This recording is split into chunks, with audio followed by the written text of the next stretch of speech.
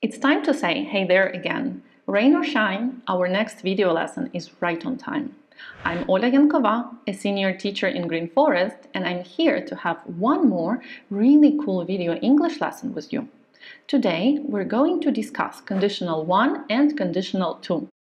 We can have this lesson with you thanks to Green Forest and our interactive platform. Next steps are pretty easy. Open the link of the lesson in a new tab, come back to this video and keep watching it. I'll give you some grammar explanations and then we'll help you to go through some practice tasks and explain the toughest moments in them. It will take you about 30 minutes. But before you click on that link, make sure you've hit the subscribe button. It will help you keep up with all the useful videos that are published on our channel.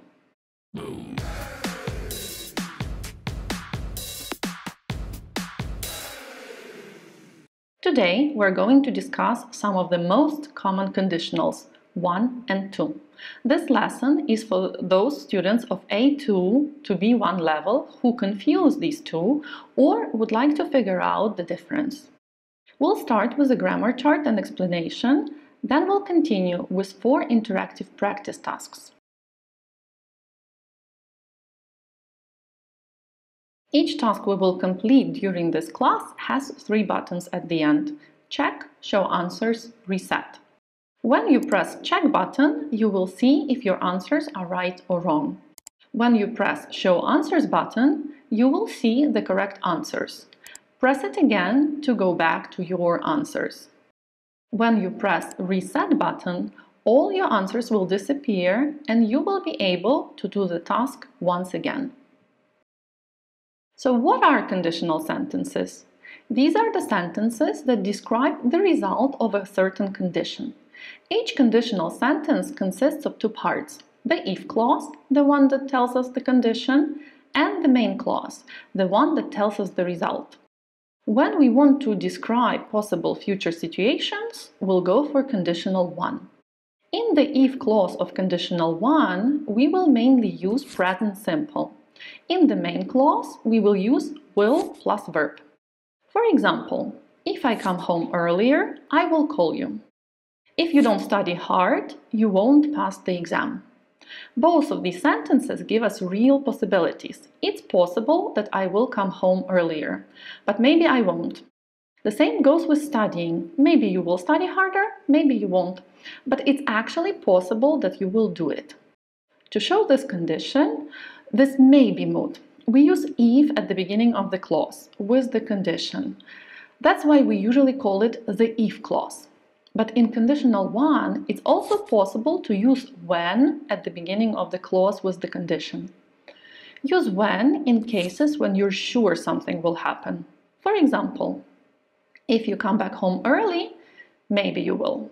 When you come back home early, it will definitely happen. If I see John, maybe I will. When I see John, it will definitely happen. In the main clause, we can use modal verbs instead of will if we want to talk about ability, use modal can, or if you're less sure about the result, may or might. Compare these. If you train harder, you will win. I'm saying it will happen 100%. Or if you train harder, you might win. In this sentence, I'm saying the chances are 50-50. If you have any questions regarding conditional 1, you can write them in the comments below. And we'll check out the second column of our chart, conditional 2. This conditional talks about hypothetical situations. Basically, we imagine what could happen. I'd say it's a condition that helps to develop your imagination. Now, it also talks about present or future situations, just like conditional 1. But if conditional 1 talks about something real, conditional 2 always talks about unreal situations. They can't happen right now or in the future. We use past simple in the if clause and would plus verb in the main clause. For example, if I had enough time, I would go with you. This sentence tells that I don't have enough time and I'm not going with you. This situation is impossible to change. If I didn't have a dog, I wouldn't go for a walk. Again, the situation is impossible because I already have a dog and it means that I will go for a walk. Now, what about the future situations? How can conditional to talk about the future? For example, if I got a bonus by Friday, I'd go to Las Vegas with you next weekend. But I won't get it, so I won't go to Vegas. Pay attention that in conditional to, we often use were with the subject, no matter what or who we talk about. If I were, if he were, if it were, if Mark were, and so on. Was is also possible to use, but mainly in spoken English. In a lot of tests, it's still considered a mistake. So if I were you, I wouldn't use was while writing a test. Did you pay attention to the sentence I've just used? If I were you, a very common way to give advice. Just like in conditional 1, we can use modal verbs in the result clause of conditional 2. But over here, we'll stick to modal verbs could and might only. For example, if you were an influencer, you could get some stuff for free, an ability. Or if you trained harder, you might win the competition. 50-50 in this case, but obviously the person is not training hard and it's not going to happen anyway. Now, whichever conditional it is, we still have this rule, no will or would after if. Even though into our native language the if clause is translated as the future action, in English will or would are never used in the conditional clause. There's even this little saying, if after will makes teachers kill. Please don't check if it's true. By the way, did you notice that all the examples we discussed started with if? Actually, it's not compulsory to start the sentences with the if clause. We can easily switch the clauses places. But in this case, make sure that you remember which clause needs which tense or structure. Also, there's a punctuation difference. When we start with if or when, we put a comma after the if clause. When the sentence starts with the main clause, we don't need a comma. So let's recap really fast. Which one talks about real situations? Right, conditional 1. Can I use will or would after if? No. What's a really cool way to give advice? If I were you. I'm pretty sure you answered all of these correctly, so if I were you, I'd move on to practice.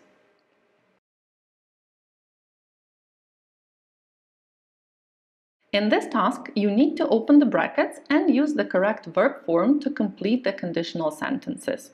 Pay attention that you have one clause in each sentence, and it is exactly the thing that will help you to figure out what tenses or structures to use in the gap. Let's check out an example. You when I finish doing yoga. So we have an if clause in the sentence, when I finish doing yoga. It's in present simple. So it means that the verb in the brackets takes will. I will call you. Is this a real or an imaginary situation? Of course it's real because the sentence is in conditional 1. Do the rest of the task and check yourself once you're done. You have 6 minutes for this task.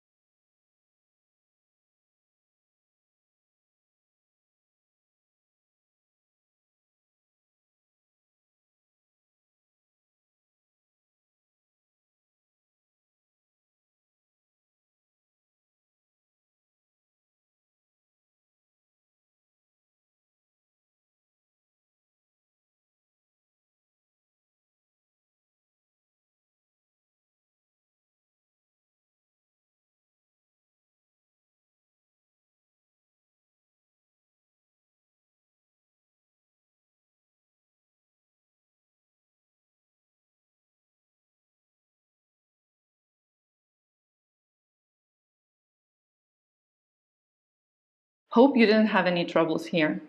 Now let's look at sentence 4. In the answers, we've got both options, was and were. But which one is considered to be more correct and more traditional? It's were. Now look at the sentence 2. Can Mike come back home late? Yes, he can. And in sentence 8, can Mark swim? No, he can't. Okay, moving on to task 2.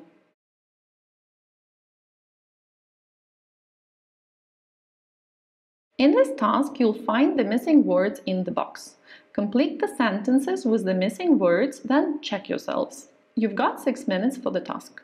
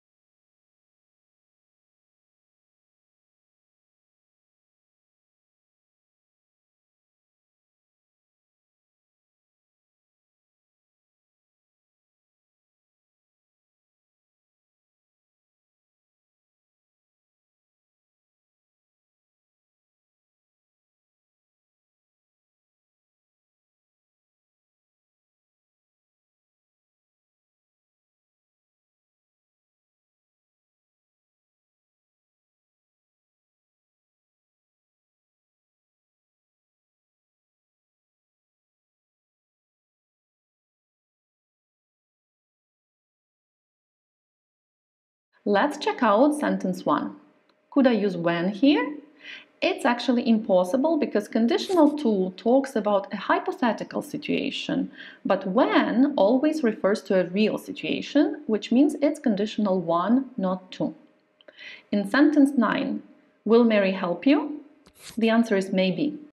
If you were 100% sure, we'd say Mary will help you.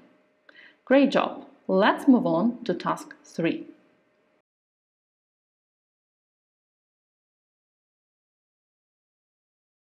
In this task, we've got mistakes in the conditional sentences. Each sentence is broken into segments. Find a segment with a mistake, click on it, and write the corrected version of the segment in the box. Some sentences are correct. Don't press check here at the end. Take about 8 minutes to complete this task.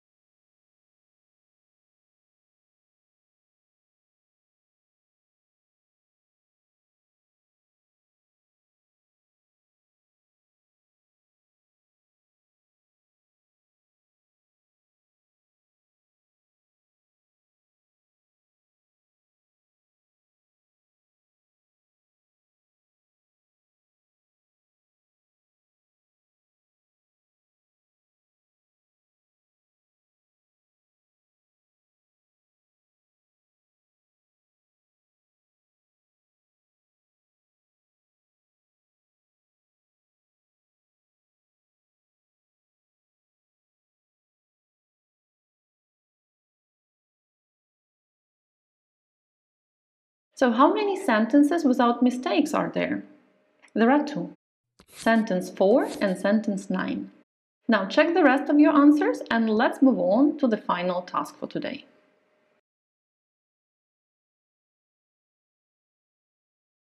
This task will ask you to use your imagination. We have 10 beginnings of sentences and your task is to continue them with your own ideas. You've got an if clause in each case, so the condition is given to you. For example, sentence 1. If clause uses past simple, so this is conditional 2. If I won a lot of money, I would buy FPV drones for the army. Let's check one more sentence, number 3. We use start, which is present simple, so it's conditional 1. If I start doing sports, I'll tone up and feel better. I really miss my sports routine and I do hope the sentence is more of a when I start doing sports instead of if. Now it's your turn. You've got 8 minutes.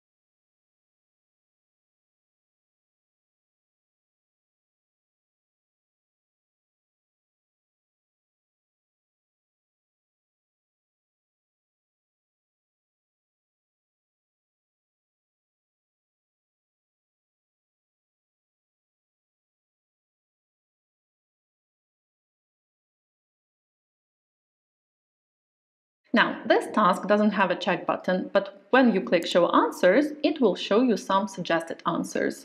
This way, you can check if you got the correct forms of the verb. And we're done for today. Proud of you guys. Did you like our lesson? Do you still have questions about conditionals? Then write them in the comments below. Also, let us know if you'd like to practice some other topics with our video lessons.